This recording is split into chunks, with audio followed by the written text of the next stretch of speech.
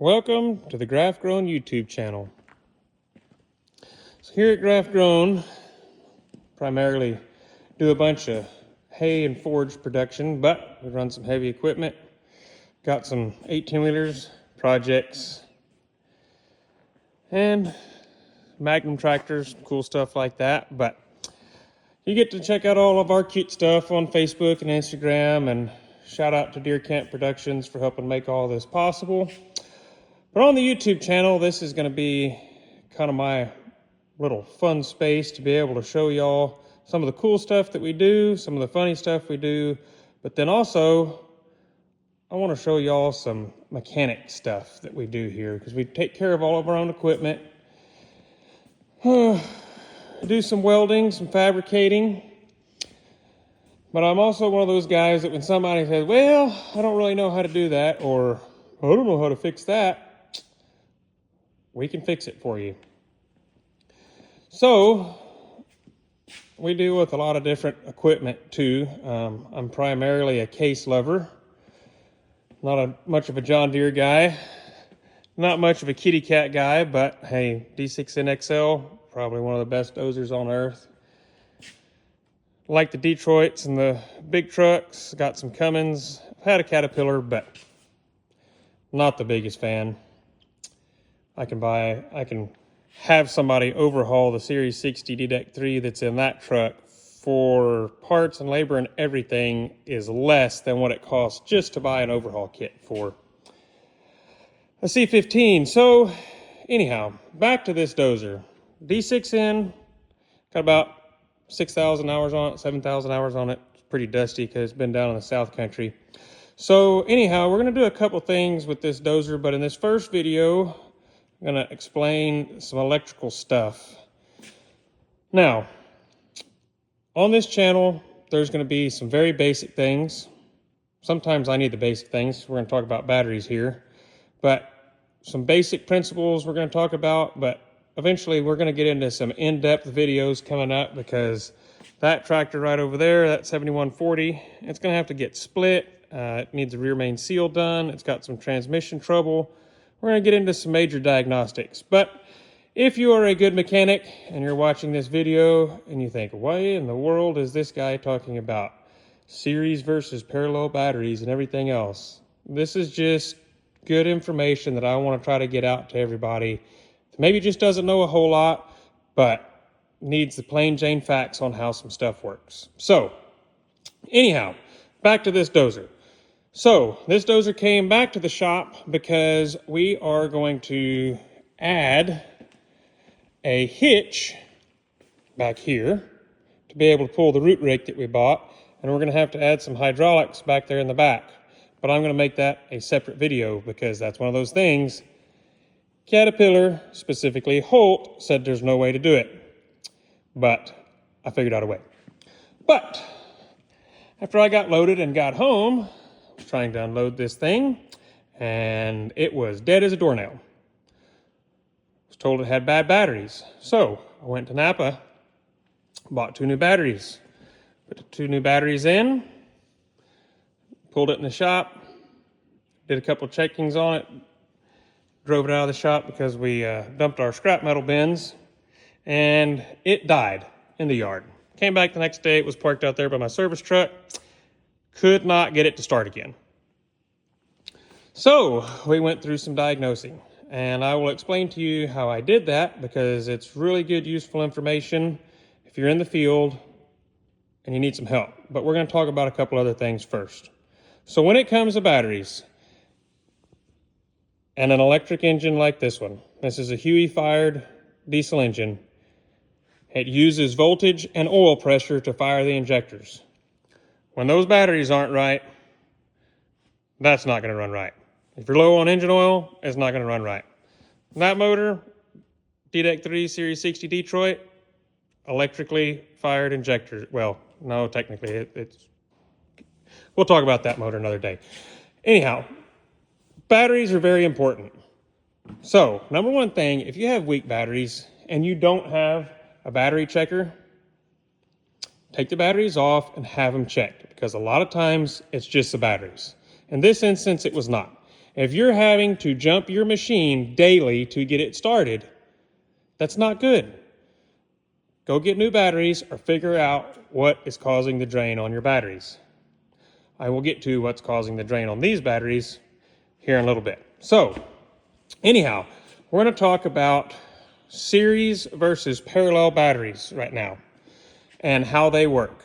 So, this is a 24-volt system, and to achieve that 24 volts, you have two 12-volt batteries, and they are wired in series, which means the positive of this battery is connected to the negative on this battery.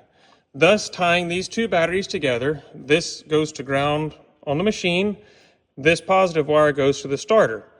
When you put two batteries together in series, it takes 12 plus 12 equals 24 volts coming out of this thing.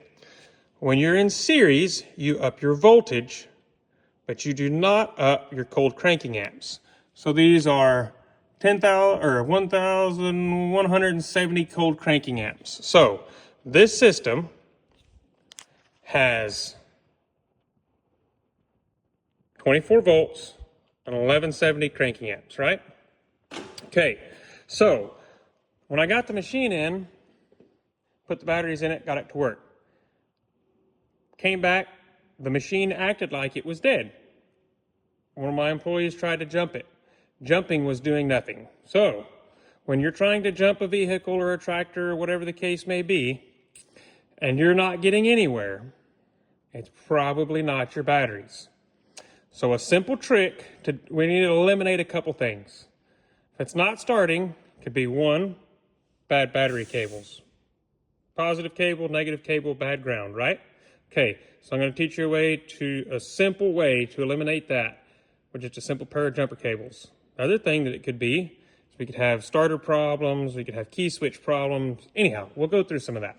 But the first thing that I did was I checked my batteries. They were good. 12.6 volts off of both of them with no load. Okay? So, what I wanted to confirm is that my ground was good, because the main disconnect that's in here is actually bad. So what I did, my first thought was that disconnect, since it's not moving, is bad. So I connected a good heavy-duty jumper cable like this one, right? Connect it to this ground, and then connect it to the good ground that's on the machine. What you're doing is you're basically bypassing this battery cable.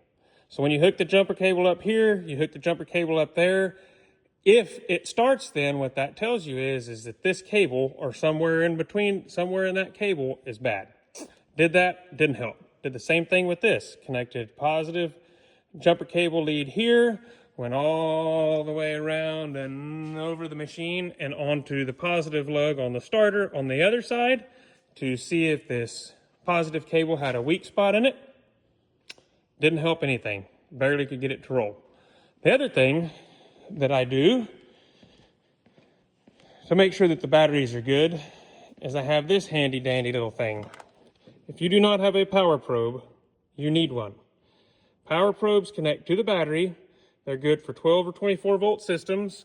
You can connect them anywhere that you've got power and ground. Right there, I'm connected to the starter. So the reason that I did this is I want to see if there's a voltage drop when I crank. So I can also see when I push the power button that I have 24.1 volts. Okay, so that's pretty good voltage. Accidentally, I'm taking this video a day later and I left the power probe on. It was 25 something volts yesterday. So the power probe actually ate a volt overnight. Anyhow, so what you can do to see if you have a major drawdown while cranking is you hold this button down and you crank the motor at the same time. That if this number drops drastically during that, you either have bad batteries or you've got a bad cable, which with using the jumper cables, I eliminated the cables. So when I turned the key on in there and crank while holding this button, I had less than 1 volt of drop, still no cranking. So what that points to is that the starter itself is weak. So I called one of the guys that's been running this machine, and I'm like, hey, how are you getting this thing to start every time? He's like, well, I'd hook it up to the excavator, which is another 24-volt system. Said I wouldn't even have to start the excavator. I just hooked the jumper cables up, and I could get the dozer to start. So that tells me that it probably wasn't low on voltage. That tells me that the starter's weak. Because here's the other lesson on batteries. So like we said, this is wired in series, right? If we were talking about a big truck, those batteries are wired in parallel, which means you hook a positive to a positive to a positive to a positive, and a negative, negative, negative, negative. What that does is that increases the cranking amps for those big motors, but they still run at 12 volts. So like I said, we have this system that's 24 volts, 1170 cranking amps. But what happened is, when the operator was connecting the jumper cables to another 24 volt system, he wasn't actually giving it 48 volts, still 24 volts, but he was upping the cranking amps. So what I did yesterday, and I got it to start, but I tried to replicate it and I can't do it again. So these two batteries I have wired in series, positive to the negative, okay? But then, if I were to take these jumper cables and hook them onto there, what we have now done is we have taken two sets of batteries, one set there, one set there, two sets of batteries wired in series. Then when we put them together with the jumper cables, we now have those two sets wired in parallel with each other. So now we have a 24 volt system with 1170 cranking amps there and 840 cranking amps there. Add those two together, we're a little over 2,000 amps. What that did was, when those starters are weak, they need more amperage to spin them. So what I did yesterday was, when I hooked all those up, like I said, I got it to start one time. Can't get it to start again. I wish I could for the sake of this video. But the point is, I just wanted to explain series versus parallel, because some days I even still get it confused in my mind. But always remember that when you're dealing with heavy equipment, it's always 24 volts. You need to jump it with something that is 24 volts. But now we had our lesson on series and parallel and how to get it started. New starter's coming on Monday. We'll pull that starter out, get it swapped out. In the meantime, we're going to work on the back here. So I'm going to show you another different video of what we're going to do here. Thanks a lot.